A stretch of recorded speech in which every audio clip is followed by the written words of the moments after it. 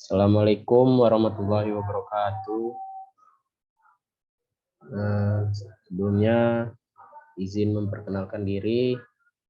Nama saya Jerry Elzak Suma, NPM 20744015. Di sini saya akan sedikit menjelaskan atau memaparkan tentang pengelolaan pembenihan ikan lele.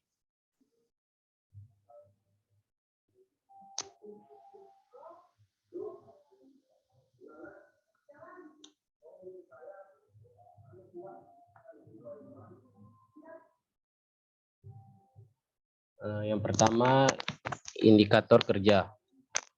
Mahasiswa mampu yang pertama melakukan identifikasi proses pembenihan ikan lele, dan yang kedua melakukan identifikasi sarana dan prasarana pembenihan ikan lele.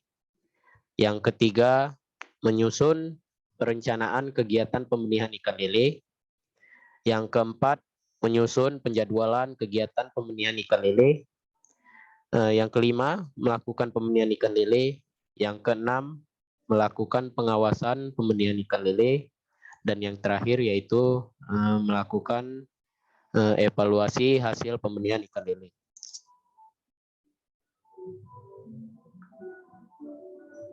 Baiklah, selanjutnya kita masuk ke pengelolaan pembenihan ikan.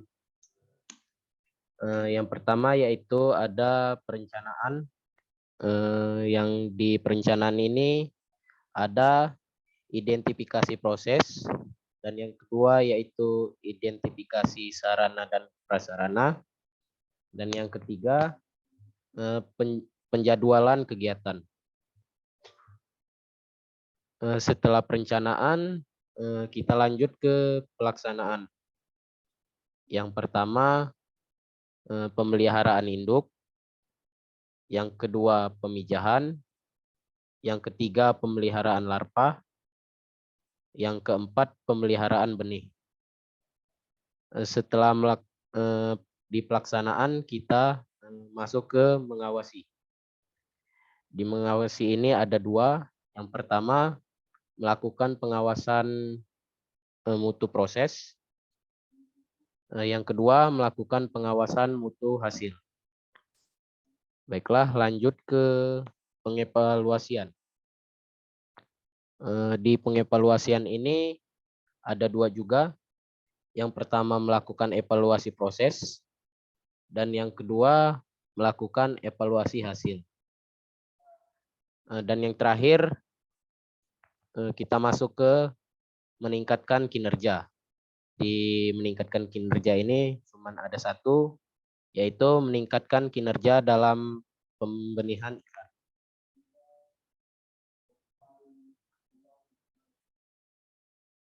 Baiklah, kita masuk ke manajemen sebagai sebuah program. Pada proses ini harus diidentifikasi proses pembenihan ikan lele atau tahapan proses pembenihan ikan lele. Yang selanjutnya, identifikasi proses dan tahapan kegiatan harus mengacu kepada kegiatan yang akan dilakukan.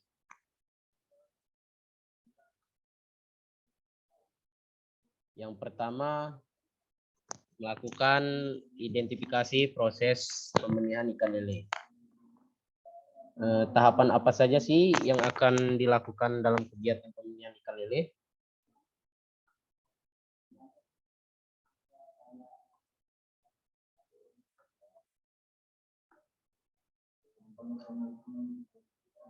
Ya, baik, kita masuk ke tahapan pembenihan ikan lele.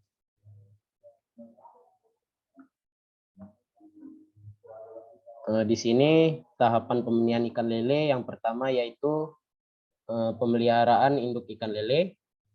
Yang kedua ada seleksi induk ikan lele. Dan yang ketiga ada pemijahan ikan lele. Dan yang keempat, pemeliharaan larva dan benih. Dan yang terakhir, pemanenan. Selanjutnya kita masuk ke sistem metode pembenihan. Pemijahan secara alami Pemijahan secara semi alami atau semi buatan, pemijahan secara buatan. Selanjutnya, berdasarkan identifikasi proses yang dilakukan, selanjutnya kita melakukan identifikasi sarana dan prasarana yang akan digunakan dalam pembenihan ikan lele.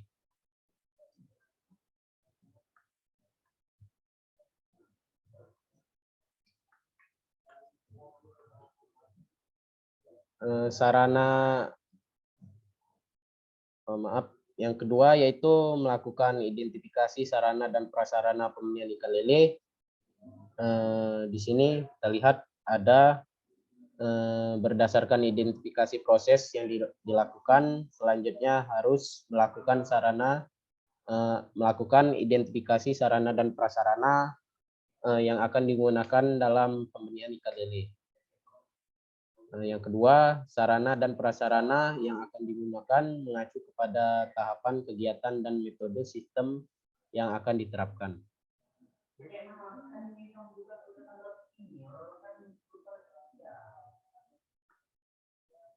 Selanjutnya kita masuk ke jenis dan kebutuhan sarana prasarana. Tahap 1 yaitu pemeliharaan induk. Sarana prasarananya yang pertama media pemeliharaan induk.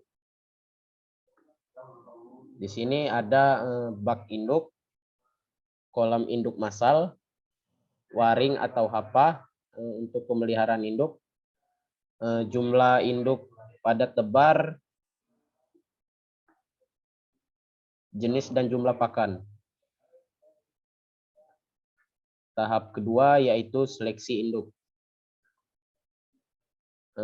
Di tahap kedua ini ada sarana dan prasarana seleksi induk.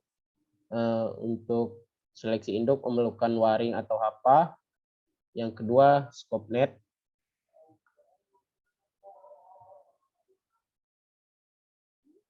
Baiklah, selanjutnya kita masuk ke kriteria induk ikan lele matang gonat.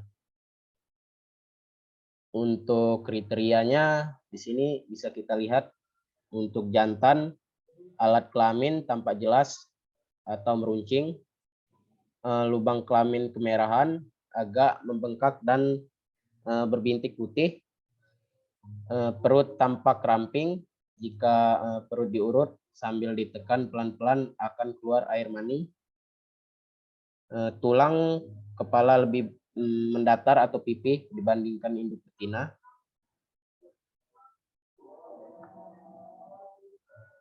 Dan selanjutnya, yang terakhir, jika warna dasar badannya hitam atau gelap, warna itu menjadi lebih gelap. Dan untuk kriteria induk betina, yang pertama tonjolan alat kelamin membulat dan kemerahan, lubangnya agak membesar sebagai jalan keluarnya telur. Yang kedua perut tampak membesar dan bila diraba terasa lembek. Dan yang ketiga, bila diurut ke arah anus keluar telur berwarna kekuningan. Keempat, tulang kepala agak cembung. Dan yang terakhir, warna badannya lebih cerah dari badan jantan, induk jantan.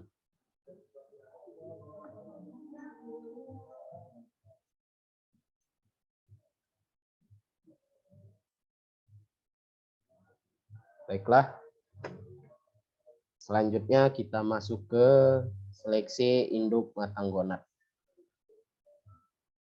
Untuk proses pemeliharaan induk yang sudah matang gonat dan siap untuk dipijahkan. Yang kedua, seleksi berdasarkan kriteria morfologi kematangan gonat induk. Yang ketiga, induk yang diseleksi adalah yang telah siap untuk dipijahkan atau pada TKG 4 akhir. Yang keempat, induk hasil seleksi selanjutnya dilakukan pemberokan sebelum dipijahkan. Baiklah, di sini ada contoh induk ikan lele yang telah matang gonat. Yang atas ini induk jantan dan yang bawah induk betina.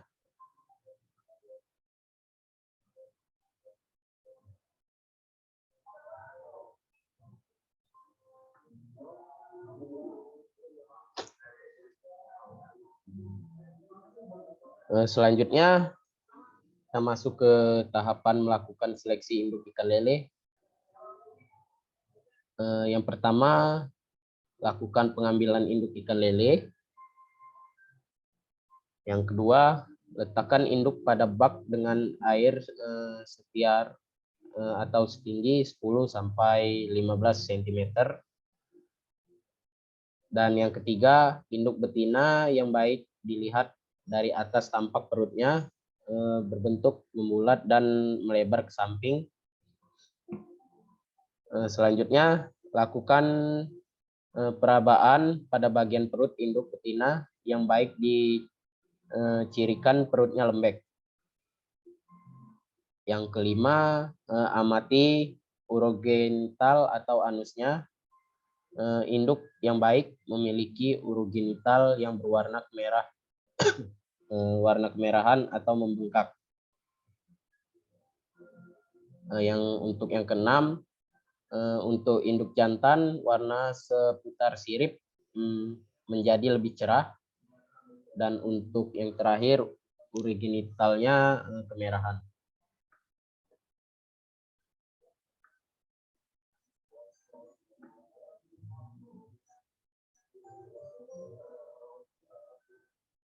Baik, selanjutnya kita masuk ke pemberokan. Di pemberokan ini kita harus melakukan yang pertama, mengistirahatkan pasca seleksi induk. Yang kedua, untuk meyakinkan bahwa perut membesar itu disebabkan karena telur, bukan karena pakan. Yang ketiga, mengurangi kadar lemak di dalam gonat.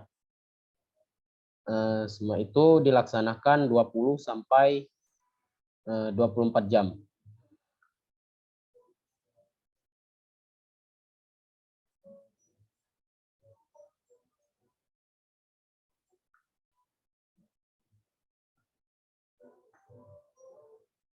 Baik, kita masuk ke tahap 3, yaitu pemijahan ikan lele. Di pemijahan ikan lele ini ada sarana dan prasarana pemijahan ikan lele,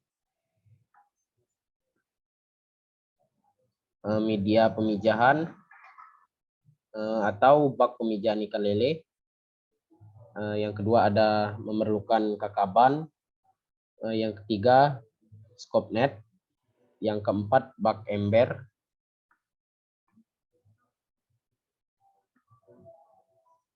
Untuk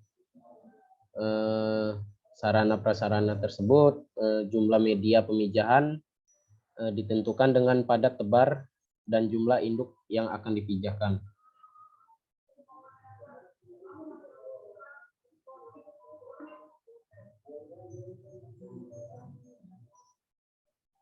Baiklah, kita masuk ke persiapan media pemijahan. Di persiapan media pemijahan ini, yang pertama kita mempersiapkan media pemijahan. Yang kedua, media pemijahan bisa berupa bak terpal, kolam, bak semen, atau akuarium. Untuk yang ketiga, mengkondisikan media sesuai habitat alaminya. Yang keempat, membersihkan media yang akan digunakan dari hama atau kotoran dan predator. Untuk yang terakhir, mengisi media dengan air bersih.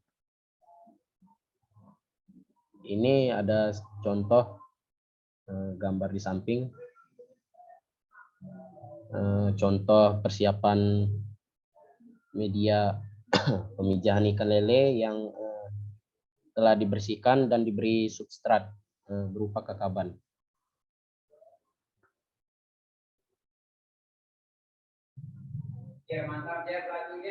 Pemijahan ikan lele. Metode pemijahannya yang pertama pemijahan secara alami.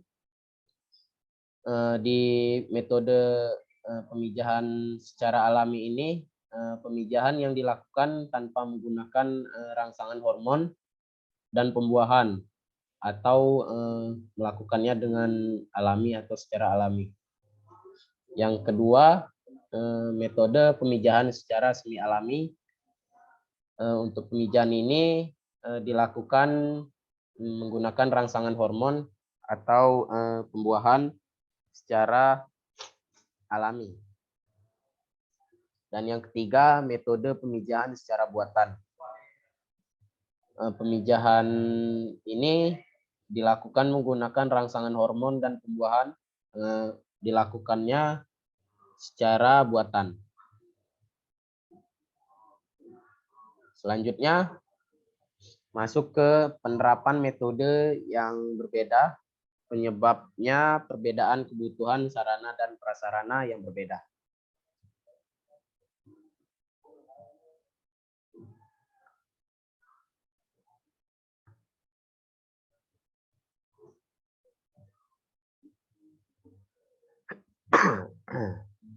Pemijahan ikan. Perbandingan 1:1 dengan catatan perbandingan menggunakan ukuran bobot induk. Yang kedua, padat, tebar, dan atau pada pemijahan 1 kilo induk betina. Yang ketiga, substrat adalah ijuk yang disusun menjadi kakaban. Yang keempat, kakaban sebaiknya menutupi permukaan area kolam. Untuk proses pemijahan ini kita membutuhkan waktu 8-10 jam dari proses pemasukan induk.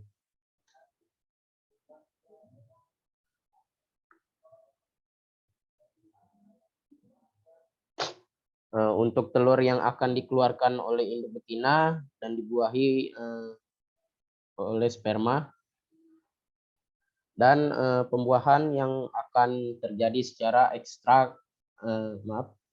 eksternal atau di luar tubuh.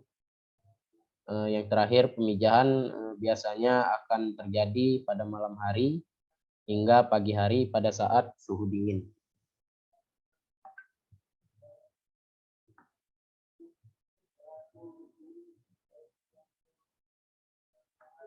Di sini bisa kita lihat contoh telur yang menempel dalam kakaban pasca pemanenan ikan.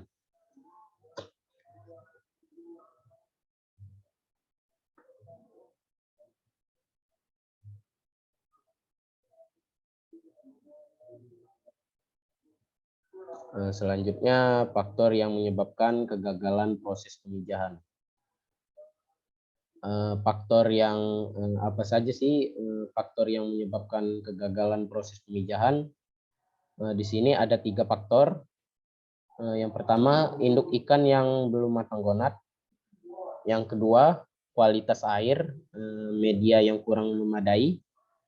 Yang ketiga, rangsangan lingkungan yang kurang mendukung untuk ovulasi telur.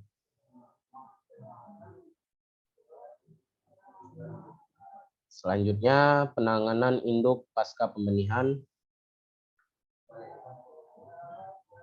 Untuk penanganan induk sendiri pasca pemijahan ada 2. Yang pertama, setelah terjadi pemijahan, sebaiknya induk diangkat dan dimasukkan ke dalam media pemeliharaan induk yang telah disediakan.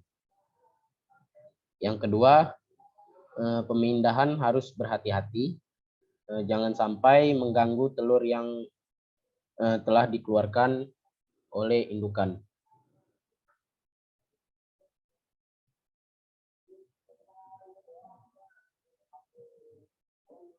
Selanjutnya ada penetasan telur.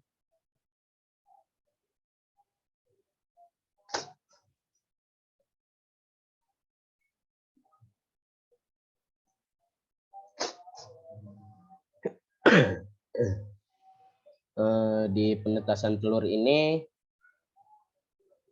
ada yang pertama, penetasan telur dapat dilakukan pada media pemijahan atau dipindahkan ke media baru untuk penetasan telur. Yang kedua, sebaiknya media penetasan, maaf,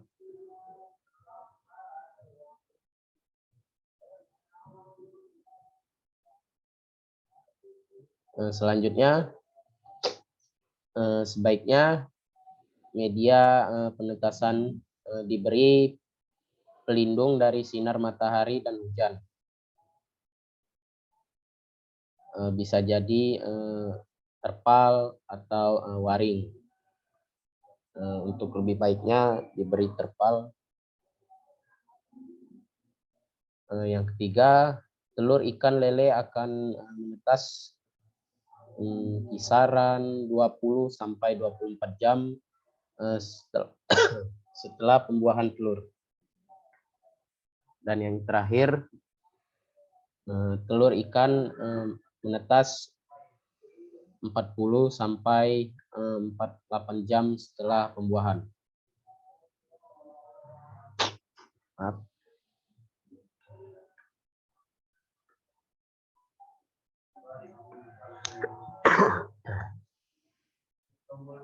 Selanjutnya, beberapa faktor yang harus diperhatikan pada saat melakukan penetasan telur, yaitu yang pertama, menjaga kualitas air, media atau suhu oksigen.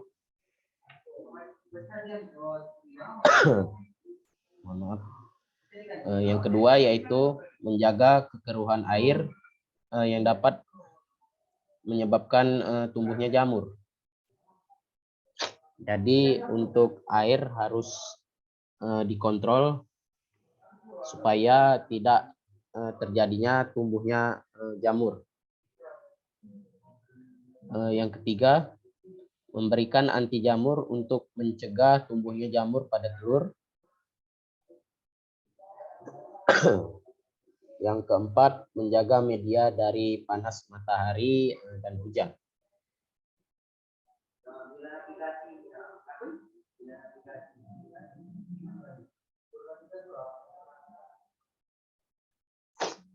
Baik, kita mohon maaf. Kita masuk ke beberapa faktor yang sering menyebabkan telur tidak menetas. Di faktor yang sering menyebabkan telur tidak menetas itu ada beberapa. Yang pertama yaitu kualitas air yang berfluktuasi atau kekeruhan yang sangat tinggi. Jadi untuk kualitas airnya tidak boleh terlalu keruh supaya untuk menjaga telur tetap sehat atau telur cepat menetas. Yang kedua faktornya yaitu suhu terlalu tinggi atau berfluktuasi. Jadi untuk suhu harus melakukan pengecekan supaya telur tidak gagal menetas. Selanjutnya tumbuhnya jamur pada media. Dan yang keempat, telur ikan belum matang atau telur muda. Yang kelima, kualitas telur yang kurang baik karena nutrisi pada pemeliharaan induk kurang baik. Baiklah, kita masuk ke tahap 4, pemeliharaan benih ikan lele. Di tahap 4 ini, untuk sarana prasarana pemijahan ikan lele sendiri media pemeliharaan benih ikan lele, kakaban, skopnet, bak atau ember. Untuk jumlah media pemeliharaan benih ditentukan dengan padat tebar dan jumlah larva dan benih yang dihasilkan.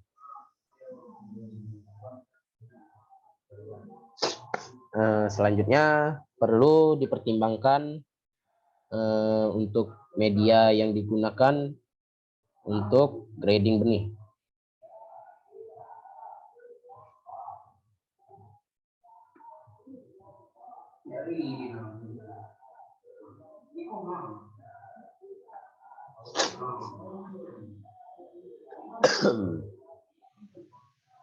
Baik, kita masuk ke pemeliharaan larva.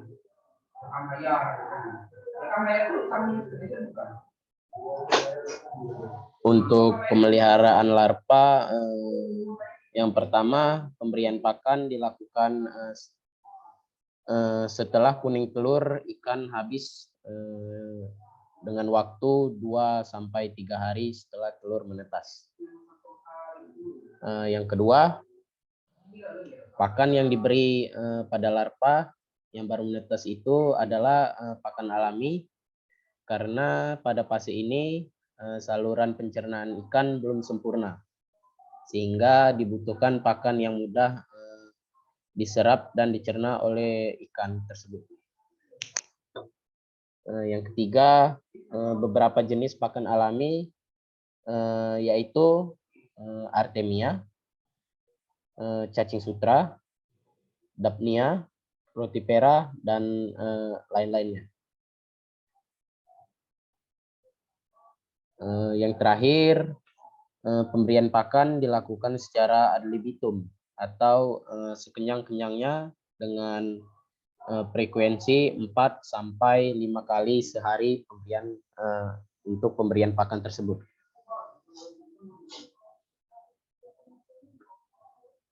Baiklah, kita masuk ke masa kritis pada larva. Untuk masa kritis pada larva ini, masa awal larva itu merupakan masa kritis. Untuk masa kritisnya itu perubahan pakan dari kuning telur ke pakan dari luar. Yang kedua, saluran pencernaan belum sempurna sehingga belum mampu mencerna pakan. Pakan yang diberikan pakan alami karena pakan alami mengandung bahan yang dapat membantu proses pencernaan.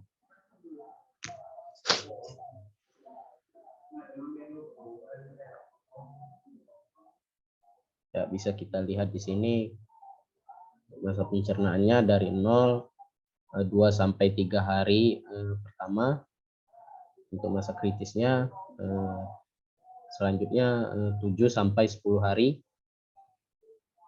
Di sini tempat jenis pakan, tepat ukuran, mudah dicerna, selalu tersedia untuk pakannya, atau at satiation. Yang terakhir, laju pengosongan lambung, cepat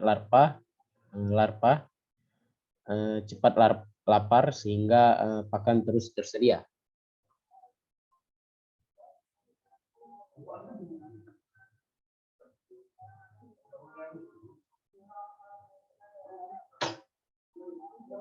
Masuk ke pengelolaan media air. Air media pemeliharaan larva dilakukan penyimpanan atau melakukan penyimpanan pergantian air secara periodik.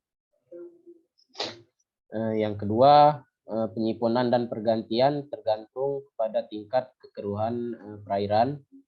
Yang ketiga, setiap ikan mempunyai daya tahan terhadap kekeruhan yang berbeda-beda. Yang keempat, media diberi shelter atau pelindung dari panas dan hujan. Yang terakhir, penumbuhan plankton pada media sangat baik. Selain untuk sebagai pakan juga mengurangi juga mengurangi penetrasi sinar matahari.